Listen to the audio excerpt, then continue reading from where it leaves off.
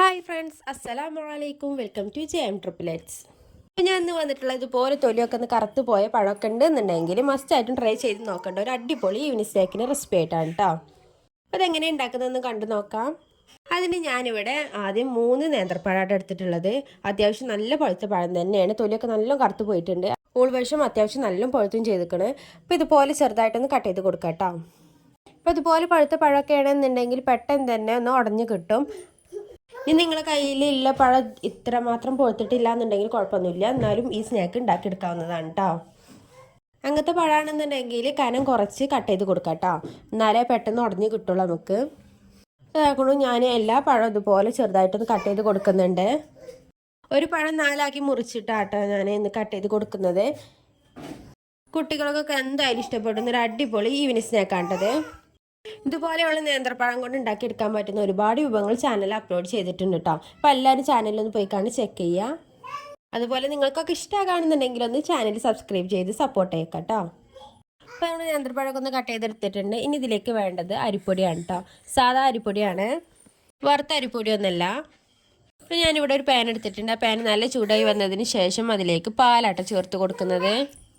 ഒരു പ്രാവശ്യം തിളച്ച പാലാണ് കേട്ടോ. തിളച്ചിട്ട് എന്നിട്ടാണ് ചേർത്ത് കൊടുക്കുന്നത്. അപ്പോൾ തന്നെ നമുക്ക് പെട്ടെന്ന് തന്നെ പാലൊന്ന് തിളച്ച് വരും. ഇനി ഇതിലേക്ക് മധുരം ബാലൻസ് ചെയ്യാൻ ഒരു നുള്ളു ഉപ്പിട്ട് ചേർത്ത് കൊടുക്കുന്നുണ്ട്. അതുപോലെ തന്നെ ആവശ്യത്തിനുള്ള പഞ്ചസാര കേട്ടോ. ഞാനിവിടെ 2 ടേബിൾ സ്പൂണാണ് ചേർത്തിട്ടുള്ളത്. നിങ്ങൾക്ക് മധുരത്തിനനുസരിച്ച് ചേർക്കാവുന്നതാണ് കേട്ടോ. പിന്നെ നമ്മൾ പഴത്തിന് ഒട്ടേറെ മധുരം ഉണ്ട് എന്നുണ്ടെങ്കിൽ അതിനനുസരിച്ച് മധുരം ചേർത്ത് കൊടുക്കുക. അത് ചേർത്തതിന് ശേഷം ഇനി ഇതിലേക്ക് ഞാൻ ചുക്കും പൊടി ആട്ടോ ചേർത്ത് കൊടുക്കുന്നത്. ഒരു നുള്ള് ചുക്കും പൊടി ചേർത്ത് കൊടുക്കുന്നുണ്ട്. നല്ലൊരു ഫ്ലേവറിന് വേണ്ടിയാണ്. നിങ്ങൾക്ക് ഇഷ്ടമാകുകയാണെന്നുണ്ടെങ്കിൽ മാത്രം ചേർത്താൽ മതി കേട്ടോ.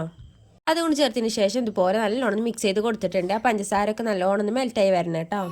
അതുകൊണ്ട് നമ്മൾ പഞ്ചസാര നല്ലോണം മെൽറ്റായി വന്നിട്ടുണ്ട് കേട്ടോ. കുട്ടികളുടെ സൗണ്ട് ഉണ്ടാവും, ഇടയ്ക്ക് അവരിവിടെ കളിച്ചുകൊണ്ടിരിക്കുന്നുണ്ട്. അതുകൊണ്ട് ഇനി നേന്ത്രപ്പഴം അതിലേക്കൊന്ന് ചേർത്ത് കൊടുക്കാം.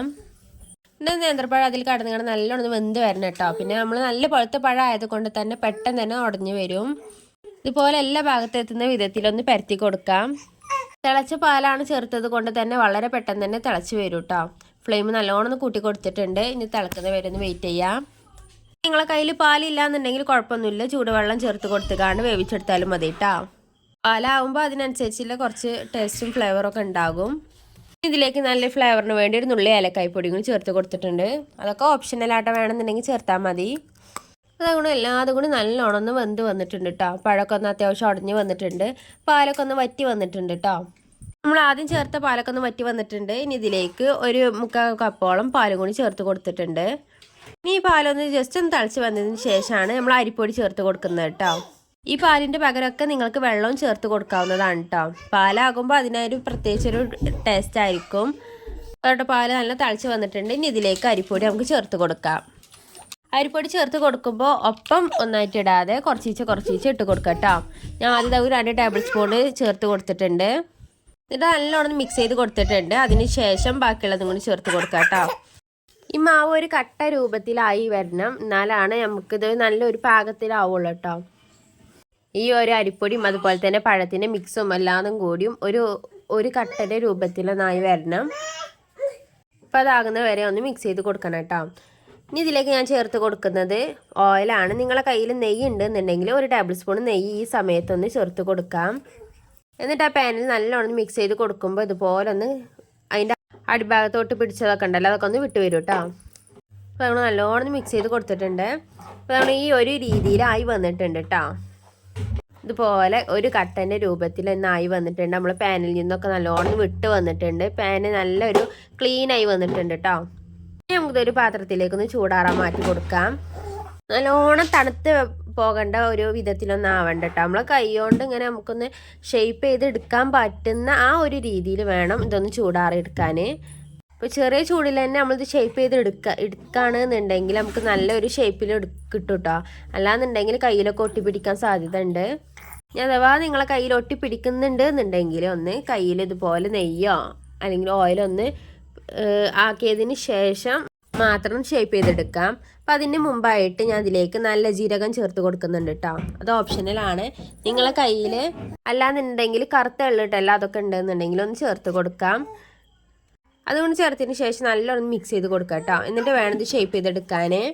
നേരത്തെ പറഞ്ഞതുപോലെ തന്നെ കയ്യിൽ കുറച്ച് എണ്ണ അല്ലെങ്കിൽ ഓയിലൊക്കെ ഒന്ന് സ്പ്രെഡ് ചെയ്തതിന് ശേഷം ഒന്ന് ഷേപ്പ് ചെയ്തെടുക്കാം. അപ്പോൾ അതുകൊണ്ട് ഞാൻ ഇതുപോലെ ചെറിയ ചെറിയ ബോൾസ് ആക്കിയിട്ട് എടുത്തിട്ടുള്ളത്. നിങ്ങൾക്ക് ഏത് ഷേപ്പിലും ആക്കാവുന്നതാണ്. നേരത്തെ ആ പാനിൽ തന്നെ കുറച്ച് ഓയിലൊന്ന് ഒഴിച്ച് കൊടുത്തിട്ടുണ്ട് കേട്ടോ. നെയ്യ് ഉണ്ടെന്നുണ്ടെങ്കിൽ നെയ്യായാലും മതി, നാളെ കൂടുതൽ ടേസ്റ്റ് ആയിരിക്കും. ഇനി ഓരോന്ന് ഇതുപോലെ ഒന്ന് വെച്ച് കൊടുക്കാം. എന്നിട്ട് ഇത് ജസ്റ്റ് ഒന്ന് ഷാലോ ഫ്രൈ ചെയ്തെടുക്കാം കേട്ടോ. ഒരുപാട് ഓയിലിൽ മുക്കി പൊരിച്ചെടുക്കേണ്ട ഒരു ആവശ്യമില്ല, ജസ്റ്റ് ഒന്ന് ഷാലോ ഫ്രൈ ചെയ്തെടുത്താൽ മതി. അപ്പോൾ കേട്ടോ ഒരു ഭാഗം ഒന്ന് കളർ മാറി വന്നതിന് ശേഷം ഇതുപോലെ ഒന്ന് ഷേക്ക് ചെയ്ത് കൊടുക്കുക. എന്നിട്ട് മറുഭാഗം കൂടി ഒന്ന് വേവിച്ചെടുക്കാം കേട്ടോ. നിങ്ങൾക്ക് ഈ വീഡിയോ കാണുന്ന സമയത്ത് ഇഷ്ടമാകുന്നുണ്ടെങ്കിൽ ഒന്ന് ലൈക്ക് ചെയ്ത് സപ്പോർട്ട് ചെയ്യുക. അതുപോലെ തന്നെ നേരത്തെ പറഞ്ഞ പോലെ തന്നെ നമ്മളെ ചാനലൊന്ന് സബ്സ്ക്രൈബ് ചെയ്ത് സപ്പോർട്ട് അയക്കാനും മറക്കരുത് കേട്ടോ. അപ്പോൾ അതൊക്കെ നമ്മൾ ടേസ്റ്റി ആയിട്ടുള്ള പെട്ടെന്ന് തന്നെ ഉണ്ടാക്കിയെടുക്കാൻ പറ്റുന്ന ഈവനിങ് സ്നാക്ക് ഇവിടെ റെഡി ആയിട്ടുണ്ട്. കുട്ടികൾക്കൊക്കെ ഒരുപാട് ഇഷ്ടപ്പെടുന്ന ഉറപ്പാണ്. എല്ലാവരും മസ്റ്റായിട്ടും വീട്ടിൽ ട്രൈ ചെയ്ത് നോക്കണം. ഇഷ്ടമാകുന്നുണ്ടെങ്കിൽ ഒന്ന് കമൻറ്റ് ബോക്സിലൊന്ന് അറിയിക്കും കൂടി ചെയ്യാം കേട്ടോ. അപ്പോൾ ഇന്നത്തെ വീഡിയോ ഇത്ര ഉള്ളൂ കേട്ടോ. എല്ലാവർക്കും ഇഷ്ടമായെന്ന് വിചാരിക്കുന്നു. ഇൻഷാ അള്ളാ നാളെ മറ്റൊരു വീഡിയോ ആയിട്ട് വരണ്ടേ. അപ്പോൾ അതുവരേക്കും ബായ്, അസ്സലാമു അലൈക്കും.